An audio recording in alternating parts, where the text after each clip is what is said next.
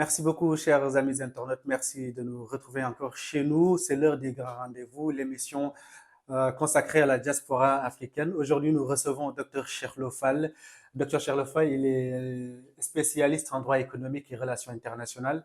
Bonjour, Cherlo. Bonjour Ismaïla et merci de l'invitation. Merci beaucoup. Vous êtes aussi membre du groupe de réflexion Perspective Afrique. Pour commencer, est-ce que vous pouvez nous parler un peu de ce groupe de réflexion? Effectivement, merci de l'invitation, cher Ismaïla. Très ravi de retrouver mes compatriotes sénégalais. En fait, Perspective Afrique, c'est un groupe de réflexion qui se penche sur les problématiques, diverses problématiques relatives à la politique, à l'économie, au domaine militaire, culturel et tout ce qui intéresse l'Afrique. Et pourquoi cette organisation? Je pense que cette organisation est venue à son heure, puisque au sortir d'une conférence qui avait les amis présents ce jour-là, on pensait que la conférence a été une très grande réussite. La conférence, je l'ai animée avec l'âme ici présent et Moussa, qui est présentement au Sénégal. La conférence, l'idée venait de Moussa Diop, en fait, qui disait que Cheikh, avec l'instabilité sociopolitique en Afrique, il va falloir qu'on fasse une conférence. On l'avait faite au siège de l'UTCF. Le thème était porté sur les problématiques de terrorisme au Sahel. Et après, on s'était dit, mais pourquoi pas en fait, un groupe de réflexion? Et Mohamed Lam a dit, mais pourquoi pas? Moi, je suis fin prêt. Et d'ailleurs, moi, j'ai proposé le nom Perspective Afrique. Et Perspective Afrique, parce qu'on a constaté que il faut désormais l'Afrique doit penser par et pour lui, pour elle-même, et non les autres pensent à sa place. Puisque jusqu'à présent, ce qu'on a noté, c'est que les autres pensent à la place de l'Afrique. Et quand on a mis en place ces groupes de réflexion, on a eu à mener différentes activités, notamment les cafés perspectives. Les cafés perspectives, chaque week-end, pendant 1 heure, on invite une personnalité africaine ou non d'ailleurs, mais qui s'intéresse à l'Afrique. On a eu à mener différentes activités. Et puis l'organisation aussi, le club de réflexion, se penche aussi sur l'écriture. Parce que rien ne peut se faire sans l'écriture, parce que l'écriture, en fait, laisse des traces. C'est la raison pour laquelle on a eu à sortir un manuel. Il y avait un ami ivoirien, Joman, qui est plus sur Bordeaux, qui a eu à écrire. Même nous aussi, on a eu à écrire beaucoup d'articles. Mais il faut dire que le Covid est passé par là. En fait, le Covid a été non seulement une entrave, mais ça a beaucoup bloqué nos activités. Mais présentement, Perspective Afrique, grosso modo, continue sur sa lancée avec l'organisation de colloques, de conférences. Dès la semaine prochaine, on en a une avec Moussa Fall et différents intellectuels africains. Grosso Quels sont modo, vos sujets de prédilection? ben, les sujets de prédilection, c'est l'Afrique. C'est l'Afrique. Mais avec un regard nouveau. C'est, en fait, il ne s'agit pas désormais de créer un club de réflexion pour créer un club de réflexion. C'est-à-dire, nous, ce qui fait notre originalité, c'est que l'Afrique pense par et pour elle-même. C'est-à-dire, on n'est pas forcément obligé d'être d'accord avec les autres, même s'ils ont beaucoup de moyens. Parce que les autres clubs de réflexion sont financés, reçoivent des subventions, et Perspective Afrique ne reçoit, en fait, ne reçoit pratiquement pas de subventions. Et nous notre domaine, en fait, notre arme, si j'ose dire, c'est penser par et pour l'Afrique.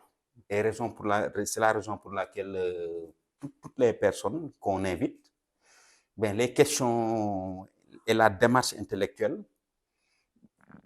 ben, consistent en fait, à leur bousculer, quoi, à leur faire sortir de leur confort.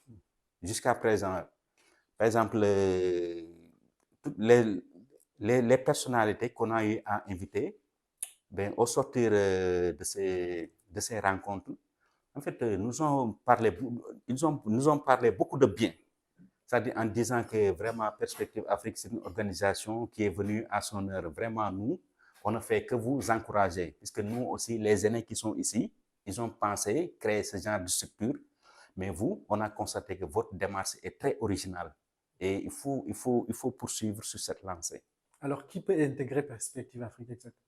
Ben, Perspective Afrique est une organisation ouverte à tout le monde, à tout Africain, et même aux, non, aux personnes qui ne sont pas africains. D'ailleurs, on a eu dans notre trajectoire à mener des collaborations, comme par exemple avec le master diaspora africaine de Sciences Po. Donc seulement le directeur ou bien celui qui a lancé le master, Alexandre, souvent il venait à nos rencontres.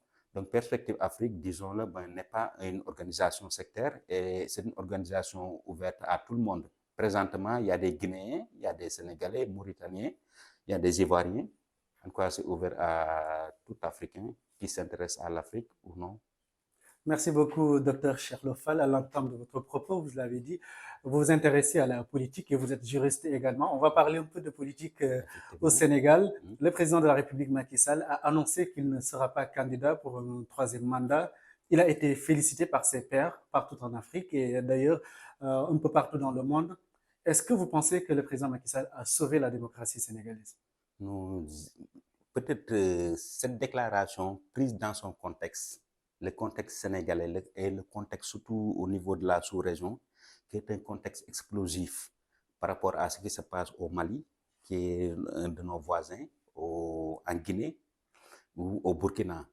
On peut d'une certaine manière, avec les pincettes, dire que Macky, bon, je parle avec les guillemets, hein, Macky a sauvé d'une certaine manière en fait le modèle sénégalais, puisque beaucoup d'observateurs au Sénégal et même à l'étranger avaient peur le fait que, mais ça c'est un raisonnement en amont, mais le raisonnement en aval dit que moi je pense qu'il n'y a rien à féliciter.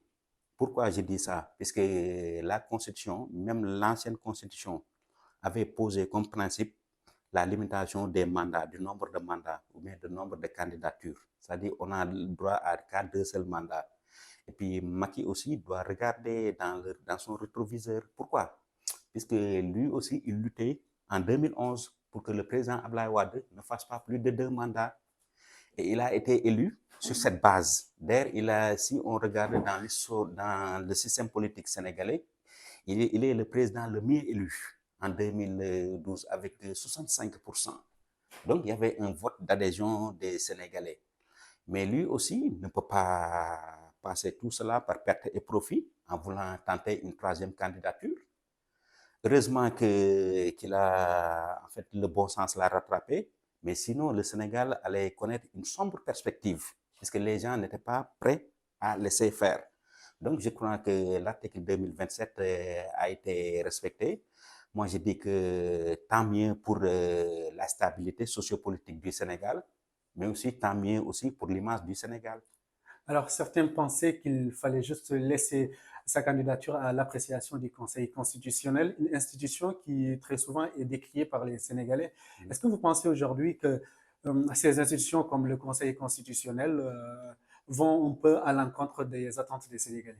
Mais effectivement, moi, je suis d'accord avec ces observateurs, puisque le Conseil constitutionnel, la justice, en fait, est la mère de la démocratie. Dans tout pays, souvent, que ce soit le pouvoir, l'exécutif ou le législatif, le citoyen est livré souvent à l'arbitraire de ces deux institutions. Le législatif, quand il peut voter des lois liberticides, ou l'exécutif, quand il exécute les lois de façon tout à fait arbitraire. Donc, on a besoin d'un arbitre, d'une tierce personne qui est la justice.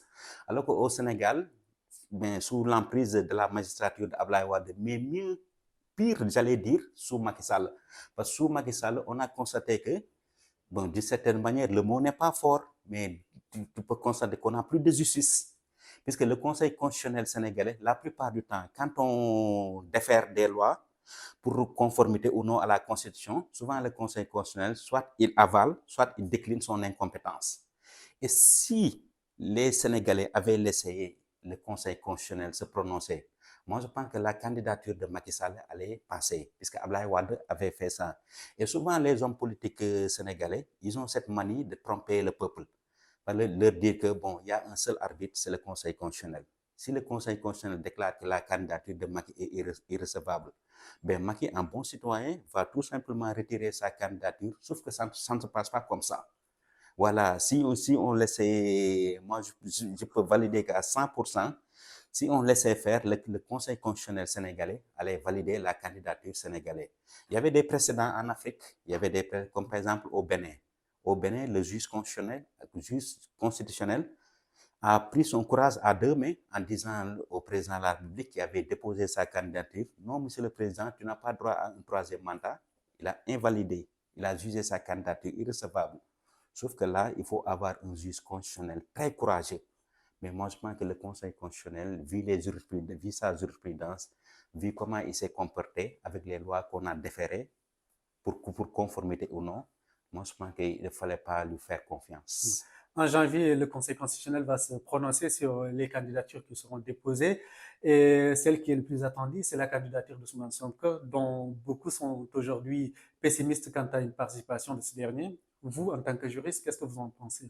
Moi, je pense que, vu le contexte sociopolitique du Sénégal, seule une lutte politique peut permettre au PASTEF de participer aux élections présidentielles. Par exemple, une lutte politique, mais qu'il occupe le terrain politique. Parce qu'en politique, seule la lutte paye.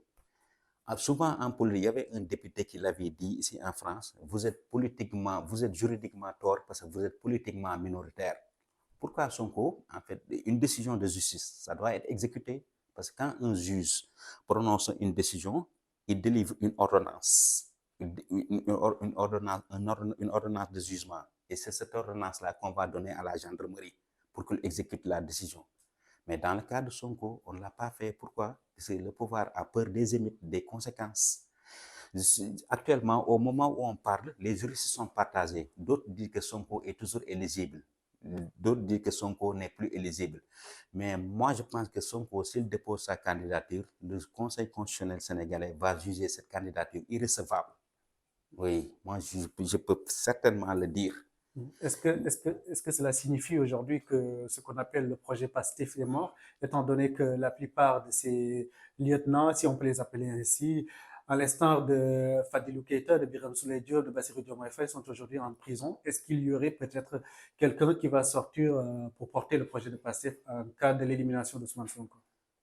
À mon avis, le PASTEF, comme aucun autre parti, en fait, a subi une violence sans précédent de la part du pouvoir vraiment de Macky.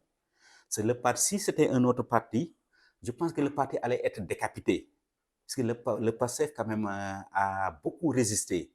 Comme vous dites, les principaux lieutenants de Sonko sont actuellement en prison. Pire encore, c'est les lieutenants les plus proches, notamment Bassirou Diomaye Faye et récemment Birame Souleye Diop.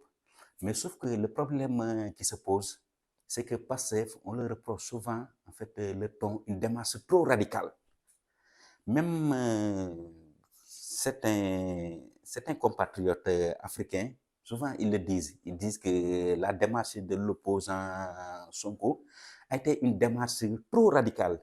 Et puis souvent, quand on lutte avec les pouvoirs africains, il faut doser les choses. Il faut une démarche hard, comme disent les Anglais, et une démarche soft, selon les circonstances. Mais la plupart du temps, mais le PASTEF aussi est victime de deux choses. En fait, de son inexpérience sur le plan politique, mais aussi de son ignorance parfois, la plupart du temps, puisque actuellement le PASTEF tient grâce en fait à l'éducation politique et à la maturité de son leader. Ce qui n'est pas toujours le cas des lieutenants de Sonko, mais surtout de la base. Puisque la base aussi, il faut le dire, il y a une affection, j'allais dire même parfois irrationnelle, en fait, de Sonko. Vous êtes un professionnel des médias, mais souvent vous dites que, souvent les gens ont l'impression qu'il y a une affection. En fait, à la limite même, les gens jugent les choses de façon irrationnelle. Puisque Sonko, quand on analyse le phénomène Sonko, moi je pense qu'on ne peut pas dissocier le phénomène Sonko de la nature profonde de la sociologie sénégalaise. Puisque les Sénégalais, qu'on le veuille ou non, est très attaché au mythe du sauveur. C'est-à-dire que lorsque Abdoulaye Wade a quitté le landerneau politique sénégalais, jusqu'après les élections, en fait, il y avait un vide. Il y avait un vide. Et c'est ce vide affectif que Sonko a comblé. C'est-à-dire un leader charismatique qui est capable de jouer sur les foules Mais que, sauf avec Sonko a tout ce agrégat, mais il y a un discours, il a un discours d'un type nouveau au niveau des actes. Mais je pense qu'actuellement, qu'on le veuille ou non, il y a une coalition de l'ancien système, du système traditionnel, tout sauf Sonko. Mais il faut dire que malgré cela, quand même, le PASTEF résiste jusqu'à présent. Parce que qu'on le veuille ou non, les élections là, ben, je ne le souhaite pas pour la démocratie et pour la sympathie profonde que j'ai pour le PASTEF et son leader. Mais si le PASTEF, par malheur, ne participe pas à l'élection présidentielle du 24 février, moi je pense que l'électorat de PASTEF fera la différence, puisque ce sera un électorat très convoité. On va terminer par cette question. Le président de la République avait convié à un dialogue national. Si on suit les conclusions de ce dialogue, certains opposants comme Khalifa Sall et Karim Wade pourraient retrouver leur éligibilité. Vous, en tant que spécialiste en droit, qu'est-ce que vous en pensez? Mais moi, je pense que là aussi, je suis très partagé. Pourquoi je suis très partagé? Puisque Khalifa Sall et Karim, ils ont été accusés des choses extrêmement graves, notamment la prévarication des ressources publiques, corruption, trafic d'influence. Et puis cela a nécessité, en fait, de mobiliser toute la force publique, les moyens du Sénégal à l'intérieur, mais surtout à l'extérieur, avec des commissions rogatoires partout dans le monde. Mais est-ce que les autorités qui les ont accusés, est-ce qu'ils sont capables de venir devant les Sénégalais pour leur dire que ben, c'est vrai que Khalifa et Karim ont volé, mais le président, en fait, par sa magnanimité, le président les pardonne. En tout cas, le dialogue n'a pas été inclusif. C'est le moins qu'on puisse dire. Non seulement puisqu'il y a des membres de l'opposition, une partie de l'opposition a refusé carrément d'y participer. Et puis l'autre aussi, Khalifa, notamment avec Barthélemy, ils avaient raison d'y participer. Puisque peut-être aussi Macky Sall les a mis en confidence que si vous ne participez pas, en fait, vous risquez de ne pas bénéficier des conclusions du dialogue, notamment l'amnistie, qui vous permettra de participer aux élections. Mais, et l'autre là, Karim Wade. Mais beaucoup l'ont perçu, en fait, comme un deal. Si Macky Sall ne participe pas aux élections, même si son camp, le camp présidentiel, Benno Bokk Yakaar, ne remporte pas les élections, au moins le pouvoir retourne dans le camp libéral.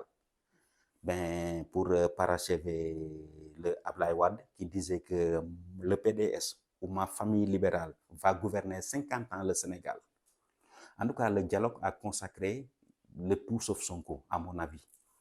Merci beaucoup, Dr Cheikh Lofal, d'avoir accepté notre invitation. Merci également à vous, chers internautes, de nous suivre. C'était les grands rendez-vous de la diaspora. Rendez-vous très prochainement. Merci beaucoup.